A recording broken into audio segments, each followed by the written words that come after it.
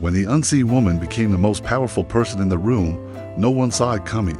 The office was already buzzing with the energy of the early morning rush, but no one noticed Clara as she quietly entered through the side door, rolling her cleaning cart with her usual steady pace.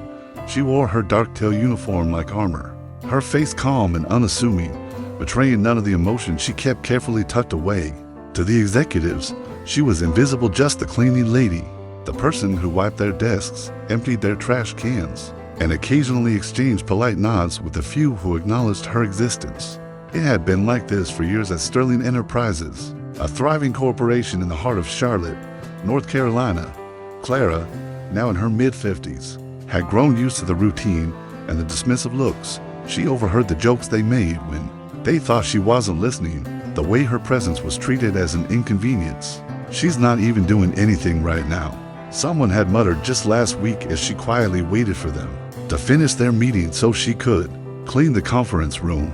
But Clara didn't react. She never did. She kept her head down, her hands steady as she worked. She knew better than to give them the satisfaction of a reaction.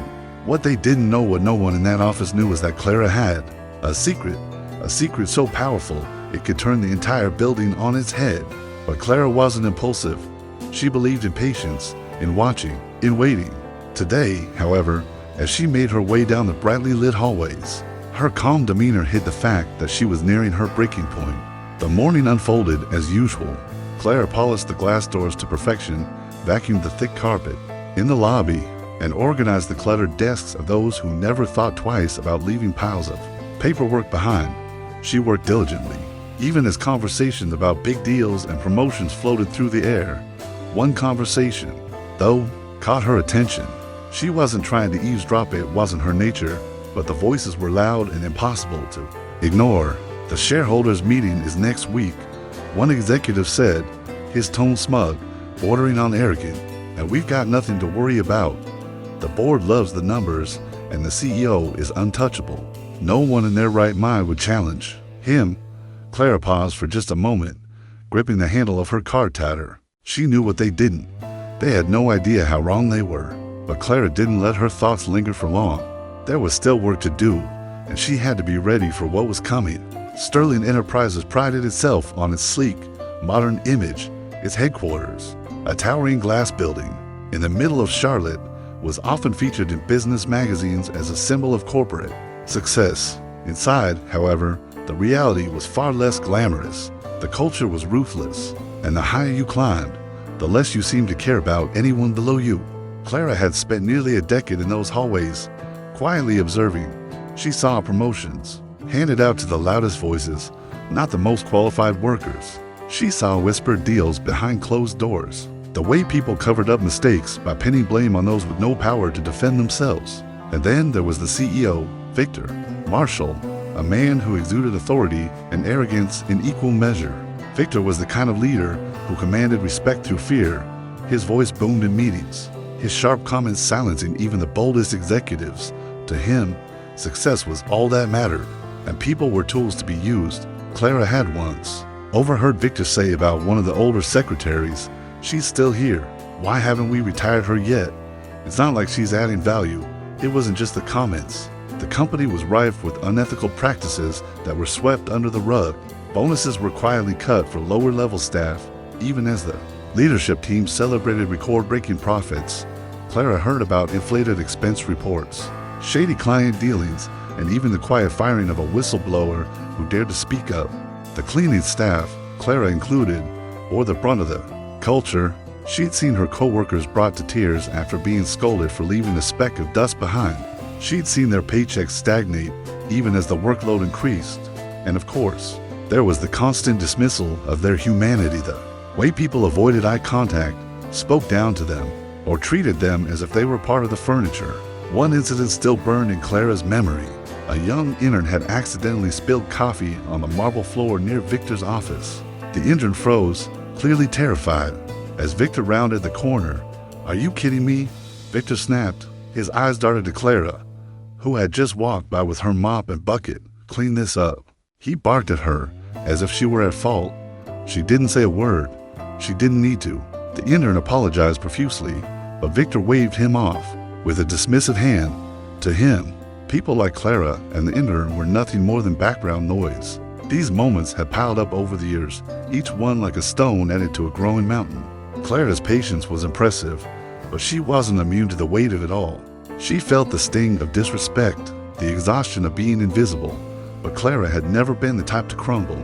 She let those moments fuel her resolve, storing them away like ammunition for the day she would need them. The employees around her might not have noticed her silence, but it spoke volumes. Clara was always watching, always listening, and the more she saw, the more she realized that the company's success came at the expense of its humanity. But Clara wasn't just taking notes. She was quietly planning, and soon the pieces would start to fall into place. For years, Clara had kept her secret tightly guarded, not out of fear, but out of strategy. She wasn't just a cleaning lady. She was the largest shareholder in Sterling Enterprises, a title she had inherited after the unexpected passing of her late husband, Edward. Edward had been a quiet investor in the company's early days, accumulating shares when no one believed in its potential. By the time of his death, those shares had become a controlling stake. At first, Clara didn't know what to do with this unexpected power. She wasn't a corporate strategist or a boardroom regular. She was just Clara, a woman who had raised two kids, fought her way through life's challenges, and found solace in routine. But over time, as she continued her quiet work within the company, she realized the value of her position. Being invisible gave her an advantage. She could observe without being noticed, listen without raising suspicion, and learn everything she needed to know about the people who thought they ran the company.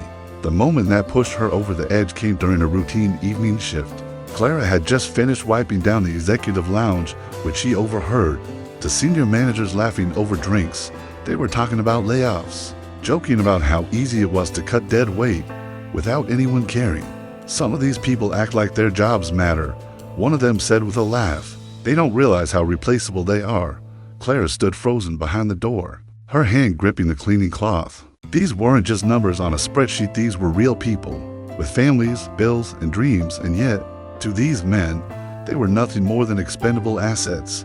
That night, Clara sat at her small kitchen table with a cup of tea and a notepad. She started writing, not sure where it would lead, but knowing she couldn't stay silent anymore. She listed the unethical practices she had witnessed, the people who had been mistreated, and the moments that had stuck with her over the years. By the time the sun rose, she had outlined a plan that would change everything. Her first step was to dig deeper. Clara used her access to the building to gather information most people wouldn't think twice about. She took mental notes on conversations, paid attention to schedules, and even discreetly glanced at documents left on desks. She wasn't stealing or snooping, she was simply putting the pieces together, assembling a picture of the company's inner workings. The second step was to call in reinforcements.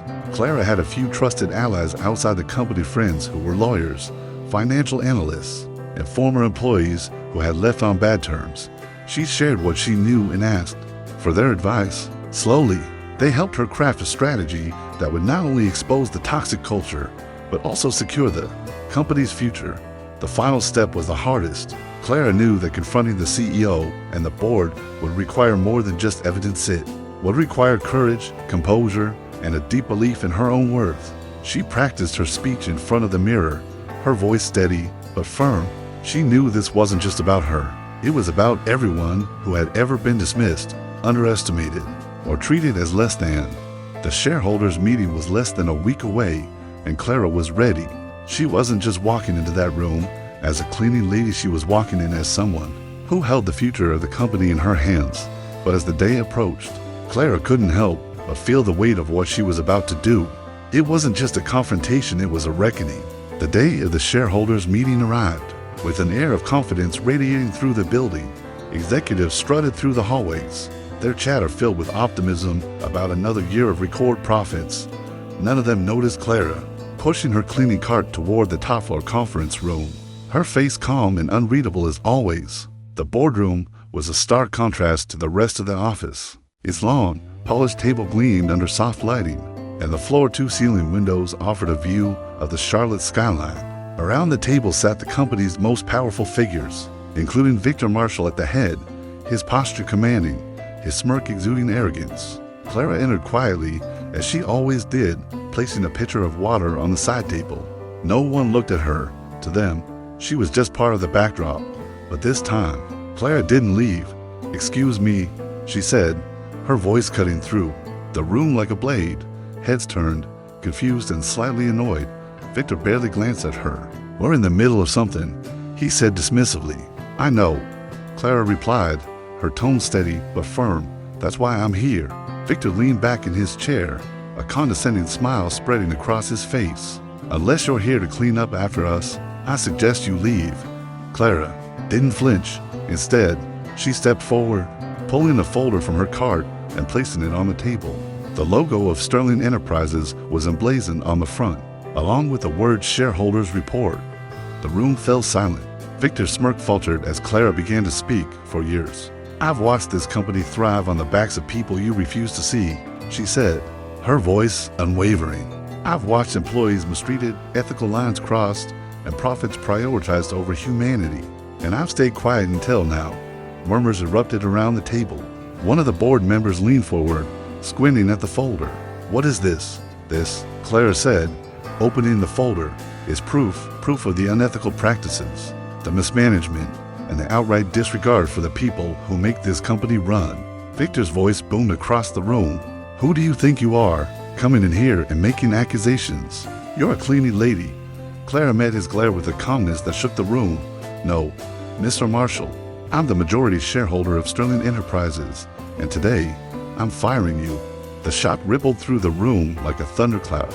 Victor's face turned pale, his confident demeanor crumbling as the words sank in. "You're joking," he said, his voice trembling slightly. Clara didn't blink. "No, Mr. Marshall, I'm not." She turned to the board members, her gaze sharp. "I've spent years gathering evidence, and it's all here. The inflated expense reports, the unethical layoffs, the harassment complaints. You've buried. I have the power to vote him out, and I'm using it." The room erupted in chaos. Victor tried to argue, his voice rising in desperation, but the board members quickly realized the gravity of the situation. One by one, they turned to Clara, asking questions, skimming through the folder, and confirming her claims. It didn't take long for the vote to happen.